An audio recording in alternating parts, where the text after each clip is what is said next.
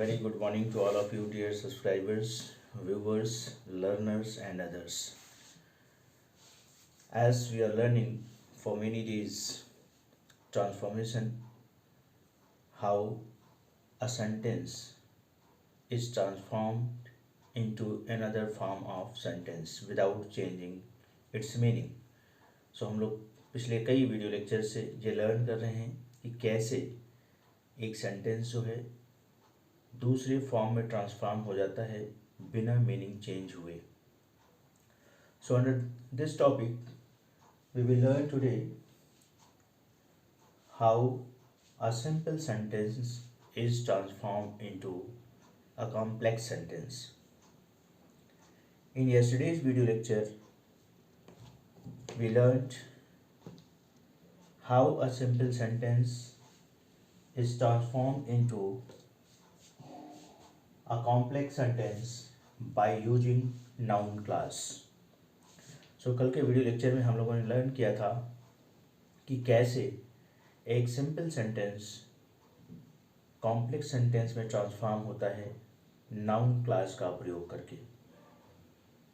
सो आपने देखा था कि सिंपल सेंटेंस में प्रयुक्त किसी भी वर्ड या फ्रेज या पार्टिसिपल या जेरेंट या इन्फिनेटिव जो भी उस सिंपल सेंटेंस में प्रयुक्त हुआ है उसको हम ध्यान से समझते हैं, उसके सेंस को समझते थे और फिर उसे सुटेबल कंजंक्शन का प्रयोग करके नाउन क्लास में परिवर्तित करके सेंटेंस को कॉम्प्लेक्स सेंटेंस में ट्रांसफॉर्म कर दिया जाता था. आज हम लोग थोड़ा और नेक्स्ट स्टेप पर आगे बढ़ेंगे. टाइप सेकंड के अंतर्गत हम लर्न करेंगे. कल हमने टाइप फर्स्ट लर्न किया था. आज टाइप टू यानी टाइप सेकंड के अंतर्गत हम लोग लर्न करेंगे बाय यूजिंग एडजेक्टिव क्लास. कैसे हम एडजेक्टिव क्लास का प्रयोग करके सिंपल सेंटेंस को कॉम्प्लेक्स में ट्रांसफॉर्म करेंगे. एडजेक्टिव क्लास के बाद ब्रैकेट में हमने कुछ वर्ड्स लिखे हुए हैं जो कि आप नाउन क्लास में भी इन वर्ड्स को देखे रहे होंगे. वहाँ पर भी जो कंजंक्शंस हैं ये वर्ड्स हैं जो आपको ब्रैकेट में लिखा हुआ है. That, who, whose, whom, which, how, Y, where और व्हेन और वेयर. आपने कल नाउन क्लास में भी इनका प्रयोग देखा था, लेकिन यहाँ डिफरेंट है. नाउन क्लास में जब इनका प्रयोग करके क्लास बनाया जाता था तो वह नाउन क्लास किसी वर्ब का सब्जेक्ट होता था या किसी वर्ब का ऑब्जेक्ट होता था या किसी प्रीपोजिशन का ऑब्जेक्ट होता था. लेकिन आज हम इनका प्रयोग करेंगे रिलेटिव प्रोनाउन के रूप में और रिलेटिव एडवर्ब के रूप में. ये दो अलग अलग टाइप के जो है लिखे हुए हैं. ये है relative pronoun that, who, whose, whom, which और दूसरी तरफ जो ब्रैकेट में कहा है हाउ, व्हाई, व्हेन, वेयर. ये है relative adverb. So relative pronoun या रिलेटिव एडवर्ब ये वर्ड हैं जो कंजंक्शन का कार्य करेंगे एडजेक्टिव क्लास बनाते समय. एडजेक्टिव क्लास क्या है सबसे पहले ये जानने की कोशिश करिए. क्लास आप जानते हैं, क्लास एक उपवाक्य होता है जिसमें सब्जेक्ट वर्ब होती है, ऑब्जेक्ट होता है और साथ ही साथ सुटेबल कंजंक्शन का प्रयोग किया गया होता है. तो एडजेक्टिव क्लॉज का प्रयोग हम कब करेंगे सिंपल सेंटेंस को कॉम्प्लेक्स में चेंज करने के लिए. जैसे कल आपको हमने बताया था कि सिंपल सेंटेंस को जब आप ध्यान से स्टडी करेंगे, उसके प्रिंसिपल क्लास को देखेंगे, मेन सेंटेंस को देखेंगे, उसके बाद फिर कौन सा वर्ड है या फ्रेज है या इन्फिनेटिव है प्रयुक्त हुआ है, उसे आप एक जो है क्लास के रूप में डेवलप करेंगे. उसकी सहायता से एक क्लास बनाएंगे नाउन क्लास सुटेबल कंजंक्शन का प्रयोग करते हुए. तो इस तरह से आपने बना करके एक सिंपल सेंटेंस को नाउन क्लास की सहायता से कॉम्प्लेक्स सेंटेंस में चेंज किया था। कई एग्जाम्पल्स भी आपको कराए गए थे। आज आप एडजेक्टिव क्लास बनाएंगे। एडजेक्टिव क्लास वो कैसे बनेगा ये आपको समझने की ज़रूरत है। जब आप सिंपल सेंटेंस को ध्यान से पढ़ेंगे, उस सिंपल सेंटेंस में कोई वर्ड या फ्रेज आपको मिलेगा जो उसमें प्रयुक्त किसी नाउन या प्रोनाउन की विशेषता बता रहा होगा। सिंपल सेंटेंस में प्रयुक्त किसी नाउन या प्रोनाउन की विशेषता बता रहा होगा। तो जब आप उस वर्ड को समझ जाएंगे कि सिंपल सेंटेंस में कौन सा ऐसा वर्ड है या फ्रेज है जो नाउन सिंपल सेंटेंस में ही प्रयुक्त नाउन या प्रोनाउन की विशेषता बता रहा है, उसको क्वालिफाई कर रहा है, तो उस वर्ड को के आधार पर, उसके सेंस के आधार पर आप सूटेबल कंजंक्शन का प्रयोग करते हुए, चाहे वो रिलेटिव प्रोनाउन हो या रिलेटिव एडवर्ब हो। ये रिलेटिव प्रोनाउन है that, who, whose, whom, which, और रिलेटिव एडवर्ब है हाउ, व्हाई, व्हेन, वेयर। तो इसमें से जो भी सूटेबल होगा उसका आप प्रयोग करके एडजेक्टिव क्लास बना देंगे, और एडजेक्टिव क्लास बना करके फिर सिंपल सेंटेंस को कॉम्प्लेक्स में ट्रांसफॉर्म करेंगे, जैसे आपने नाउन क्लास बना करके किया था। डियर स्टूडेंट्स, बहुत कुछ डिपेंड करेगा इस ट्रांसफॉर्मेशन में। जैसा कि मैंने पहले ही बताया है, सेंटेंस की मीनिंग को समझना, सेंस को समझना, और सिंपल सेंटेंस में ये फाइंड आउट करना कि उसका प्रिंसिपल क्लास कौन सा है और कौन सा वर्ड या फ्रेज का प्रयोग किया गया है उस प्रिंसिपल क्लास में प्रयुक्त नाउन या प्रोनाउन की विशेषता बताने के लिए।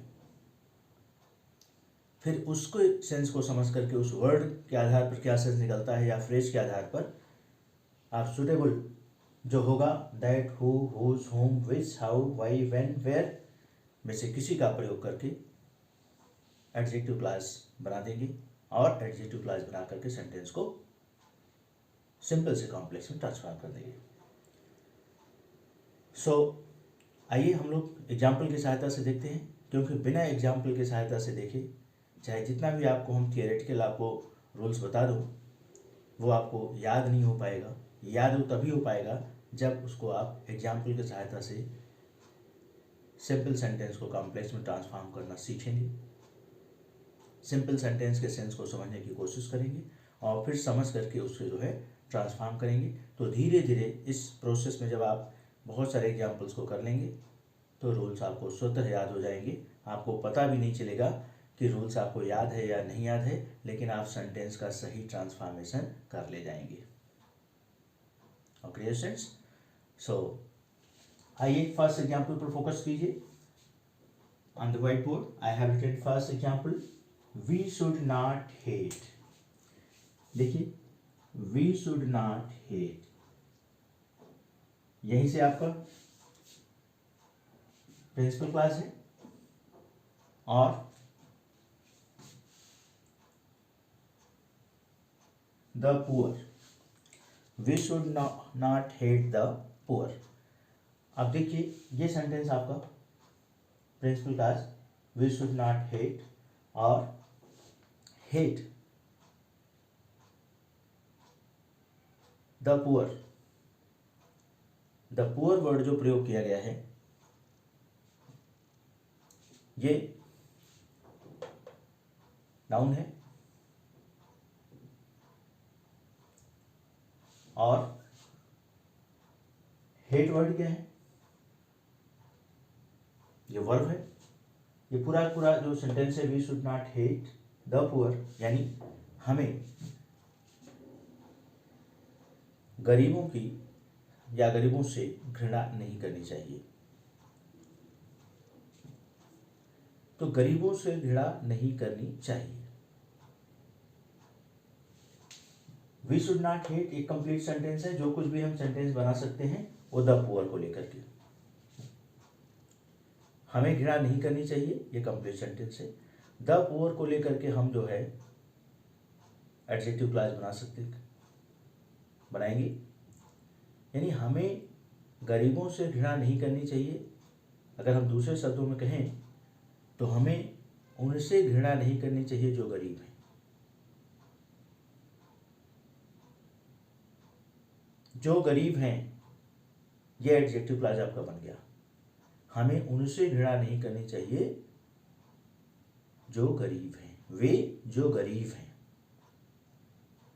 हुआ ना सेंटेंस आपका principal clause. We should not hate the poor. हमें उनसे नहीं घृणा करनी चाहिए जो गरीब हैं। अब यहां पर सुटेबल जो रिलेटिव प्रोनाउन है वो क्या प्रयोग होगा? उनसे जो गरीब हैं। ये सेंस आ रहा है हिंदी में। हमें उनसे घृणा नहीं करनी चाहिए जो गरीब हैं, या हमें उनसे जो गरीब हैं घृणा नहीं करनी चाहिए, या हमें घृणा नहीं करनी चाहिए। वी शुड नॉट हेट, हमें घृणा नहीं करनी चाहिए उनसे जो गरीब हैं। ये सेंटेंस प्रिंसिपल क्लास करा के वी शुड नॉट हेट, हमें घृणा नहीं करनी चाहिए। यहां हम द पुअर की सहायता से एडजेक्टिव क्लास बना रहे हैं। Those who are poor, we should not hate those who are poor. तो यहां पर we should not hate those who are poor, क्या रिलेटिव प्रोनाउन लग रहा है? हु। यानी हमें घृणा नहीं करनी चाहिए उनसे जो गरीब हैं, उनसे जो गरीब हैं। यानी दोज वे लोग, दोज डेमोस्ट्रेटिव प्रोनाउन, और हु आर पुअर ये आपका रिलेटिव प्रोनाउन का प्रयोग हुआ। तो इस तरह से आपका सिंपल से कॉम्प्लेक्स में चेंज हुआ। We should not hate those who are poor. Okay so इस तरह से आपने देखा कि किस तरह कैसे आपका एक सिंपल सेंटेंस जो है सेंस को समझते हुए कॉम्प्लेक्स सेंटेंस में ट्रांसफॉर्म किया गया। सो इसी तरह से आप सिंपल सेंटेंस के भाव को समझेंगे, उसके प्रिंसिपल क्लास को देखेंगे, फिर उस वर्ड को देखेंगे जो प्रिंसिपल क्लास के अलावा प्रयुक्त हुआ है, और उस वर्ड के भाव को समझते हुए एडजेक्टिव क्लास में उसको चेंज कर देंगे, और एडजेक्टिव क्लास में चेंज करके वो सेंटेंस आपका सिंपल से कॉम्प्लेक्स में ट्रांसफॉर्म हो जाएगा। जब आप सेंटेंस को समझेंगे तो अपने आप ही सेंस को समझ जाएंगे, तो अपने आप आपके माइंड में वो कंजंक्शन के रूप में क्या प्रयोग होना है, कौन सा रिलेटिव प्रोनाउन प्रयोग होगा, दैट, हु, हुज, होम, विच, या कौन सा रिलेटिव एडवर्ब प्रयोग होगा, हाउ, व्हाई, व्हेन, वेयर में से, वो अपने आप आपके माइंड में आएगा, और फिर आप उसका प्रयोग करके सेंटेंस को बना देंगे। Okay dear students, so come on the second example. See here, good students obey their parent, teachers. Good students obey their teachers. अगर आप यहां से ध्यान दीजिए,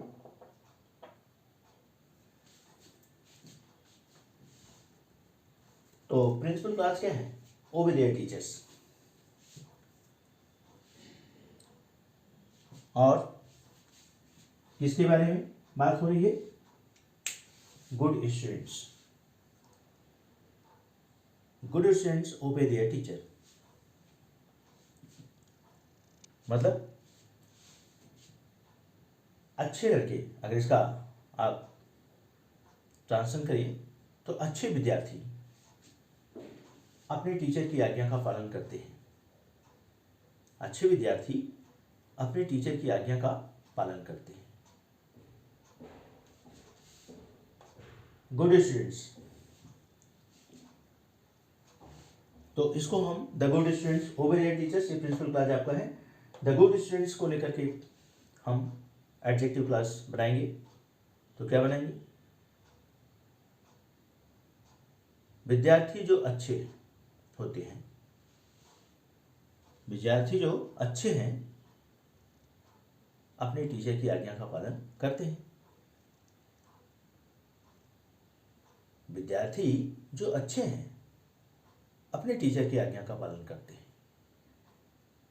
विद्यार्थी जो अच्छे हैं, ये एडजेक्टिव क्लास हो गया।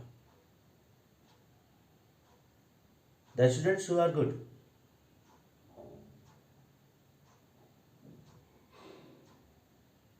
विद्यार्थी जो अच्छे हैं। और आपको ये भी ध्यान रखना है कि जब भी एडजेक्टिव क्लास जो सबऑर्डिनेट क्लास के रूप में बनता है, हमने आपको बताया था कंपाउंड सेंटेंस में कोऑर्डिनेट क्लास बनता है और कॉम्प्लेक्स सेंटेंस में सबऑर्डिनेट क्लास। सबऑर्डिनेट क्लास की मीनिंग बिना प्रिंसिपल क्लास के नहीं समझी जा सकती, यानी उसकी मीनिंग प्रिंसिपल क्लास पर डिपेंड करती है। अगर आप यहाँ समझने की कोशिश करें, the students who are good, वे विद्यार्थी जो अच्छे होते हैं। विद्यार्थी जो अच्छे हैं से कोई सेंस आपको नहीं आएगा जब तक कि आप प्रिंसिपल क्लास को नहीं पढ़ेंगे। ओबे देयर टीचर्स, विद्यार्थी जो अच्छे हैं अपने टीचर की आज्ञा का पालन करते हैं। जब ओबे देयर टीचर्स जो प्रिंसिपल क्लास है, जब तक आप इसके द्वारा उस एडजेक्टिव क्लास का सेंस नहीं लेंगे तब तक वो कंप्लीट अर्थ नहीं देंगे। क्योंकि सबऑर्डिनेट क्लास जो यहाँ एडजेक्टिव क्लास के रूप में यूज हो रहा है, कल नाउन क्लास के रूप में हमने बनाया था, तो उनकी मीनिंग डिपेंड करती है प्रिंसिपल क्लास पर। Okay students, so good students, the students who are good, ये आपका एडजेक्टिव क्लास हो गया। गुड स्टूडेंट्स क्या है? गुड क्या है? वो एडजेक्टिव है कि नहीं है? ये स्टूडेंट से पहले गुड लगा है, एडजेक्टिव है ना, तो इसी को तो हम डेवलप कर रहे हैं एडजेक्टिव क्लास में। Good students, students who are good, students who are good, विद्यार्थी जो अच्छे हैं। ओबे देयर टीचर्स, कॉम्प्लेक्स चेंज हो गया। तो इस तरह से भाव को समझते हुए चेंज करिए। The students who are good,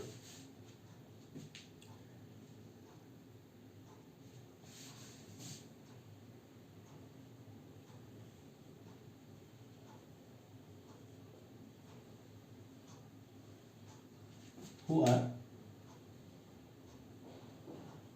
good, comma का प्रयोग कर दीजिए। ओबे देयर टीचर्स, सॉरी,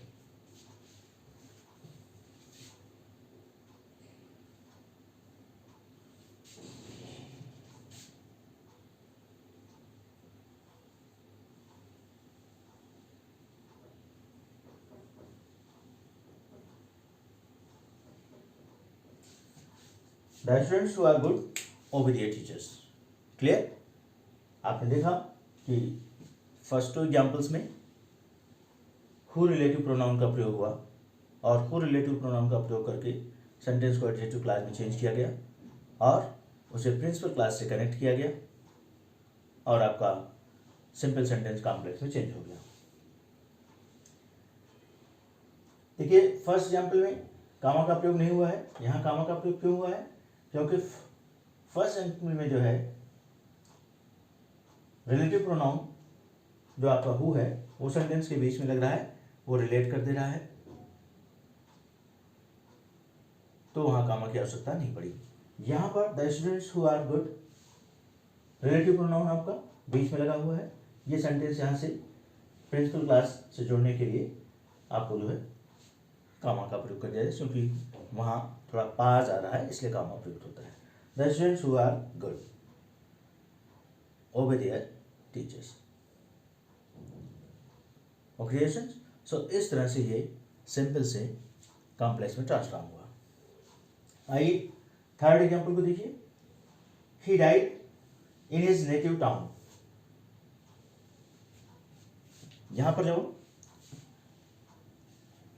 आपका मेन सेंटेंस है ही डाइड, नेटिव टाउन, यहां पर देखिए एडजेक्टिव का प्रयोग किया गया है नेटिव टाउन, टाउन की विशेषता बताई जा रही है नेटिव, ये एडजेक्टिव है ना।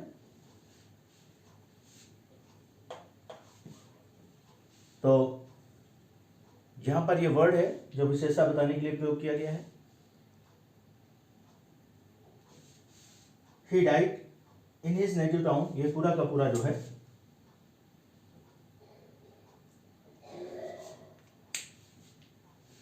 वर्ड है जिसको हम फ्रेज है जिसको हम एडजेक्टिव क्लास में डेवलप करेंगे। ही डाइड मेन सेंटेंस है, इसमें कोई परिवर्तन नहीं होगा। मेन फोकस करना है नेटिव टाउन। जरा सेंस लीजिए हिंदी में। ही डाइड, वह मरा या मर गया, इन हिज नेटिव टाउन, अपने नेटिव टाउन में। नेटिव टाउन से मतलब उस टाउन में जहां उसका जन्म हुआ था। नेटिव टाउन से क्या सेंस है? Town where he was born.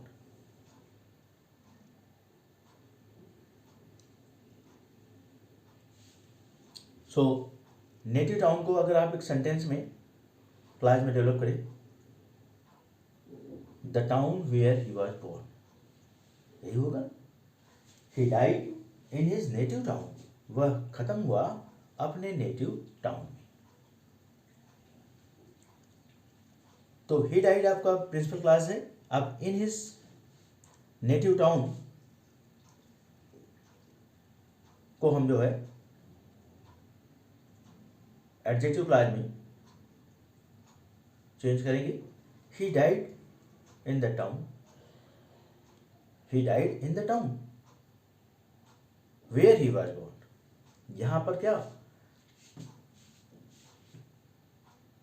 प्रयोग हो रहा है? रिलेटिव एडवर्ब वेयर, स्थान को लोकेट कर रहा है कि वह खत्म हुआ, वह उस कस्बे में खत्म हुआ जहां पैदा हुआ था।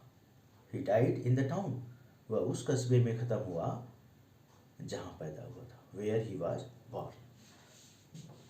तो यहां से पूरा आपने एडजेक्टिव क्लास में चेंज किया।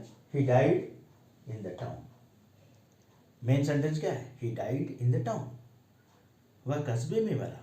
और उसी कस्बे की विशेषता क्या बताई जा रही है कि वह कस्बा उसका नेटिव था, मतलब वह कस्बा था जहां वो पैदा हुआ था। नेटिव प्लेस या नेटिव टाउन या नेटिव विलेज उसी को कहते हैं जो जहां पर व्यक्ति का जन्म हुआ होता है। तो ये डियर स्टूडेंट्स, आपको सेंटेंस के भाव को समझना होगा। अगर इन सेंटेंस के वर्ड्स के मीनिंग आपको नहीं आती है, उसका सेंस नहीं समझ पाते हैं, तो आप किसी भी रूल्स के द्वारा सिंपल सेंटेंस को कॉम्प्लेक्स में नहीं ट्रांसफॉर्म कर पाएंगे। इसलिए आपसे हमारी रिक्वेस्ट भी है, सलाह भी है, एडवाइस है कि अगर आप इंग्लिश ग्रामर को अच्छी तरह से समझना चाहते हैं, कंपटीशन में आप अपने ग्रामेटिकल क्वेश्चंस को अधिक से अधिक सही करना चाहते हैं, 100% सही करना चाहते हैं, तो सिर्फ रूल्स के आधार पर सेंटेंस को ट्रांसफॉर्म करना लर्न कीजिए, बल्कि सेंटेंस के सेंस को समझने की कोशिश कीजिए और सेंस के आधार पर सेंटेंस का ट्रांसफॉर्मेशन कीजिए। क्योंकि इस ट्रांसफॉर्मेशन में आपको रूल्स के साथ साथ ये ध्यान देखना है कि किसी भी वजह से सेंटेंस की मीनिंग नहीं चेंज होनी चाहिए। सिर्फ सेंटेंस का फॉर्म चेंज होना चाहिए, सेंटेंस की मीनिंग नहीं चेंज होनी चाहिए। एक ही सेंस को देने के लिए कई वर्ड्स प्रयुक्त होते हैं। अब आप किस वर्ड का प्रयोग करके आप सेंटेंस बना सकते हैं, वो आपकी एबिलिटी पर निर्भर करता है कि आपके पास कितनी वर्ड पावर है, कितनी अंडरस्टैंडिंग है। उतने तरीके से आप सेंटेंस का ट्रांसफॉर्मेशन कर पाएंगे। और ये सारी चीज़ें आपको धीरे धीरे ही आ सकती हैं।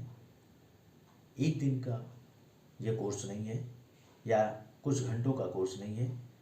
यह एक जो है अच्छी लंबी प्रैक्टिस करने के बाद संभव हो पाएगा कि आप सेंटेंसेस का ट्रांसफॉर्मेशन सही ढंग से कर पाएंगे।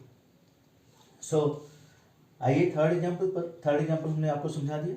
तो he died in the town where he was born. He died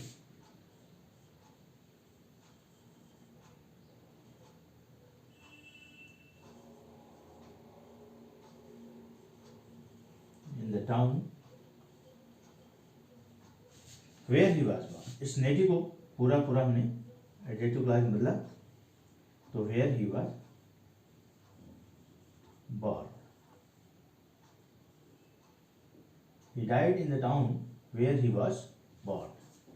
Okay students, so ये आपने 3 एग्जाम्पल्स को देखा, 3 एग्जाम्पल्स, और इसकी सहायता से आपने देखा कि कैसे इन रिलेटिव प्रोनाउन और रिलेटिव एडवर्ब में से सूटेबल वर्ड को लेकर के एडजेक्टिव क्लास बनाया जा रहा है सेंटेंस के सेंस को समझते हुए।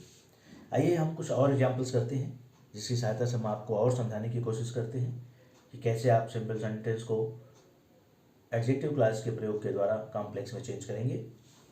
सो जस्ट वेट, आई रब all these examples.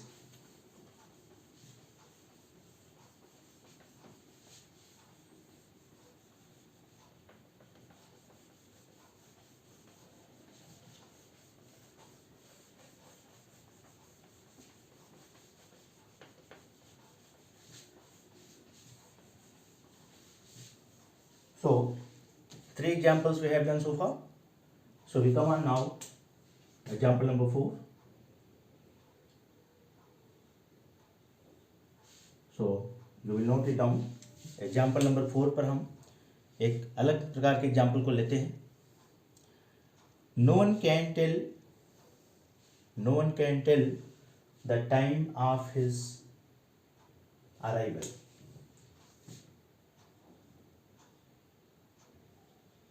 No one can tell the time of her arrival. हर लिखें या ही लिखें, डजेंट मैटर। तो no one can tell the time of her arrival. अब यहाँ पर ध्यान दीजिए, प्रिंसिपल क्लास क्या है,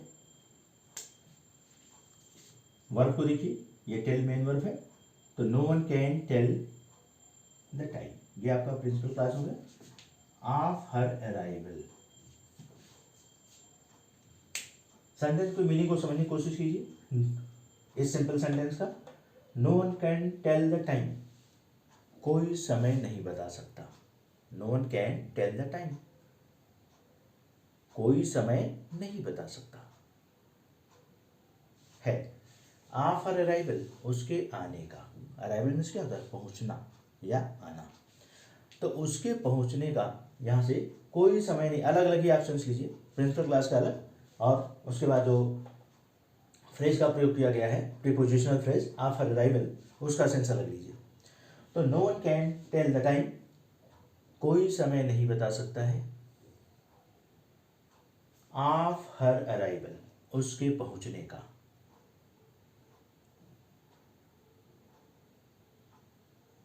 उसके पहुंचने का। फिर से सोचिए, कोई समय नहीं बता सकता है, वह कब पहुंचेगी। यही सेंटेंस से भाव निकल रहा है ना, वह कब पहुंचेगी। ऑफ हर अराइवल, उसके आने का, उसके पहुंचने का, यानी वह कब पहुंचेगी। कोई समय नहीं बता सकता है, no one can tell the time, कोई समय नहीं बता सकता है, वह कब पहुंचेगी। ये आपका सेंस सेंटेंस का आ रहा है, और इसको जब भी आप ट्रांसलेट करके जोड़ देंगे, वह कब पहुंचेगी, when she will arrive, when लगा वह कब पहुंचेगी, व्हेन शी विल अराइव। यहाँ रिलेटिव एडवर्ब व्हेन का प्रयोग हो रहा है, ये व्हेन दिया हुआ है रिलेटिव एडवर्ब। तो समय की बात आएगी तो व्हेन आएगा, व्हेन से कब, टाइम का भाव बोध होता है। तो no one can tell the time, कोई समय नहीं बता सकता है, वह कब पहुंचेगी। ऑफ हर अराइवल, यानी उसके पहुंचने के समय के बारे में कोई नहीं बता सकता। कहने का मतलब वह कब पहुंचेगी, कोई नहीं बता सकता है, कोई नहीं बता सकता है वह कब पहुंचेगी। सो अब देखिए, बहुत आसानी से आपको समझ में आ रहा होगा, आई होप। तो ट्रांसफॉर्म कीजिए, यहाँ से आपको कुछ चेंज ही नहीं करना है। प्रिंसिपल क्लास में no one can tell the time as it is आपको लिखना है।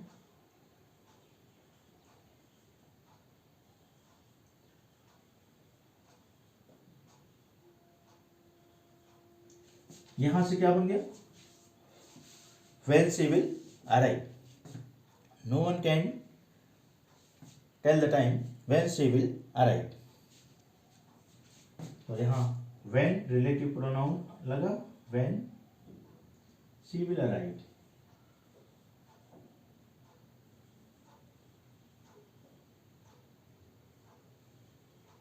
So no one can tell the time when she will arrive. ये आपका ट्रांसफॉर्म हुआ सिंपल से कॉम्प्लेक्स में. So do one more example. Example number 5. So इस topic पर हम 5 एग्जाम्पल्स के द्वारा आपको समझाने की कोशिश कर रहे हैं. 4 we have done and the last example number 5 we are proceeding. Call the man with a stick in his hand. Example number 5. या call the boy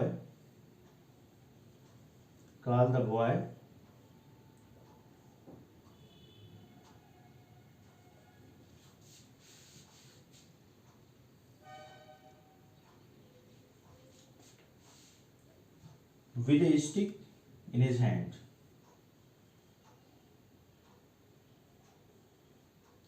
With a stick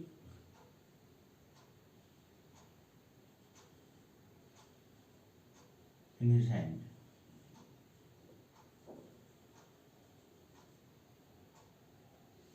So जो एग्जाम्पल है, call the boy with a stick in his hand. Call the boy, main sentence आपका है call the boy, और with a stick in his hand ये आपका पूरा का पूरा प्रीपोजिशनल फ्रेज है,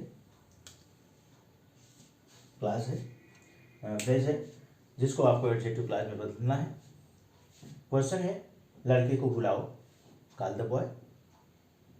अब उसी बॉय की विशेषता बताने के लिए यह फ्रेज का प्रयोग किया गया है, prepositional phrase.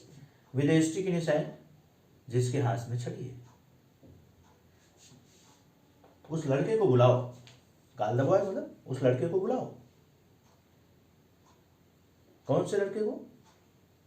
With A stick in his hand, जिसके हाथ में छड़ी है, जो छड़ी लिए हुए है. उस लड़के को बुलाओ जो छड़ी लिए हुए है, जिसके पास छड़ी है. उस लड़के को बुलाओ जो छड़ी लिए है, जिसके पास छड़ी है. तो कॉल द बॉय, जिसके पास छड़ी है, who has a stick in his hand. Call the boy who has a stick in his hand.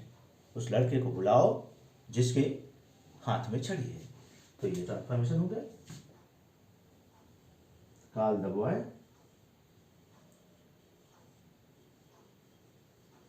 who has a stick in his hand.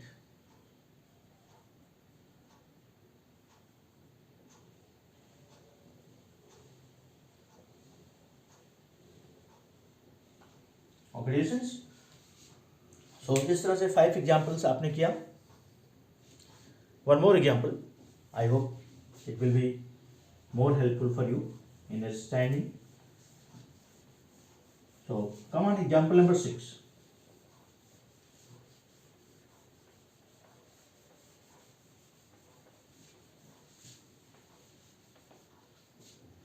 Example number 6.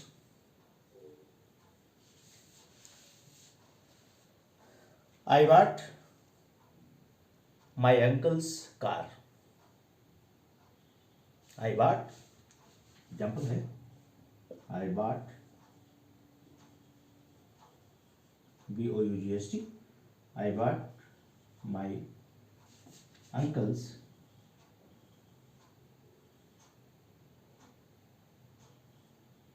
car. I bought my uncle's car.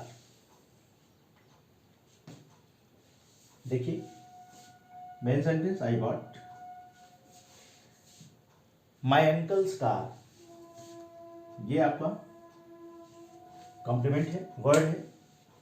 मैंने खरीदा, मैंने खरीदा, क्या खरीदा? Car. I bought car. वो car किसकी है? मेरे अंकल की। मैंने कार खरीदा, आई बॉट कार। अब कार की विशेषता बतानी, क्या बताई जा रही है कि माई अंकल्स, वो कार है मेरे चाचा की। मैंने कार खरीदा जो मेरे चाचा की है। मैंने कार खरीदा जो मेरे चाचा की है। I bought the car. Which, जो, यहां पर विच जो आपका है ये रिलेटिव प्रोनाउन विच, विच का सेंस आ रहा है। मैंने कार खरीदा जो मेरे चाचा की है। I bought the car. तो आप ट्रांसफॉर्मेशन करेंगे कॉम्प्लेक्स में, क्या होगा? आई बॉट द कार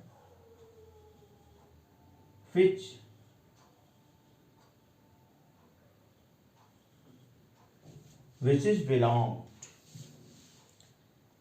या which belong to my uncle, जो मेरे चाचा की थी। मैंने कार खरीदा जो मेरे चाचा की थी। which belong to my uncle, which belong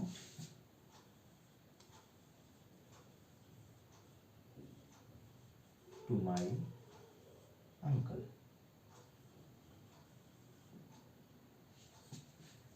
I bought the car which belonged to my uncle।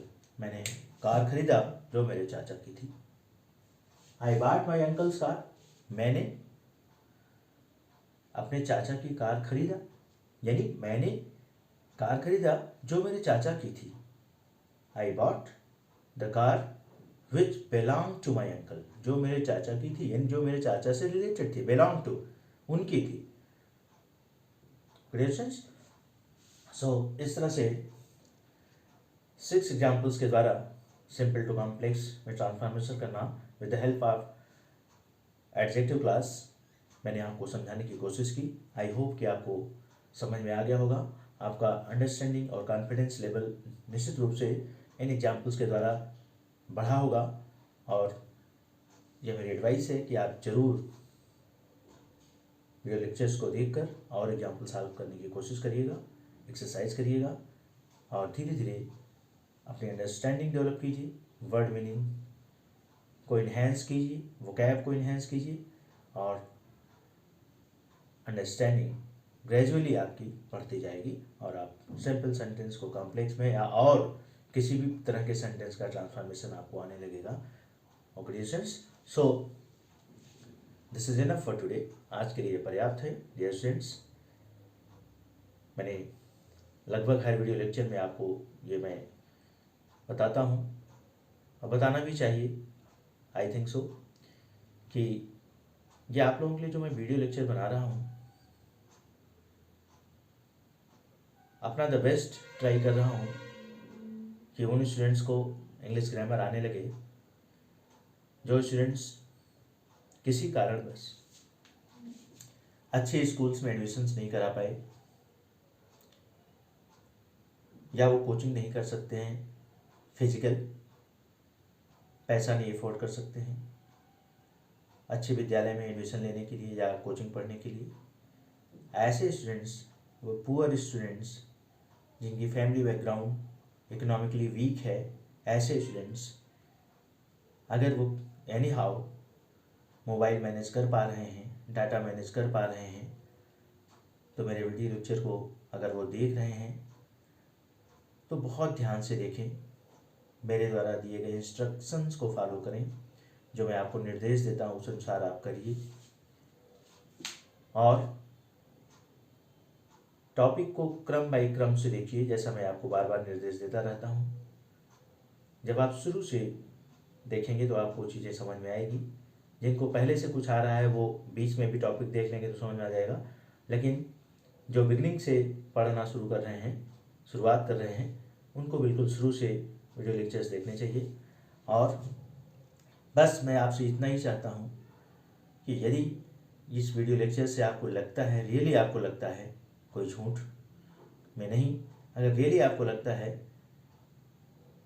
कि मेरे द्वारा पढ़ाए गए वीडियो लेक्चर से आपको हेल्प मिल रही है,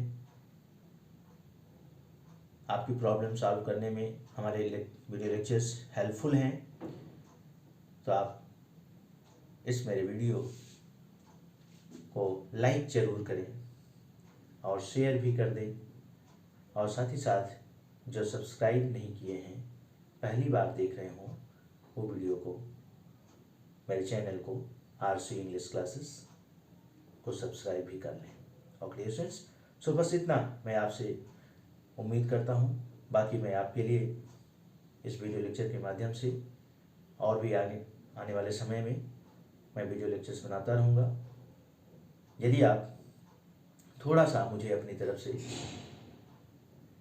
प्रेरणा देते रहेंगे, वीडियो को लाइक करके, शेयर करके और चैनल को सब्सक्राइब करके। Okay sir, so bye bye for today, see you in the next video lecture.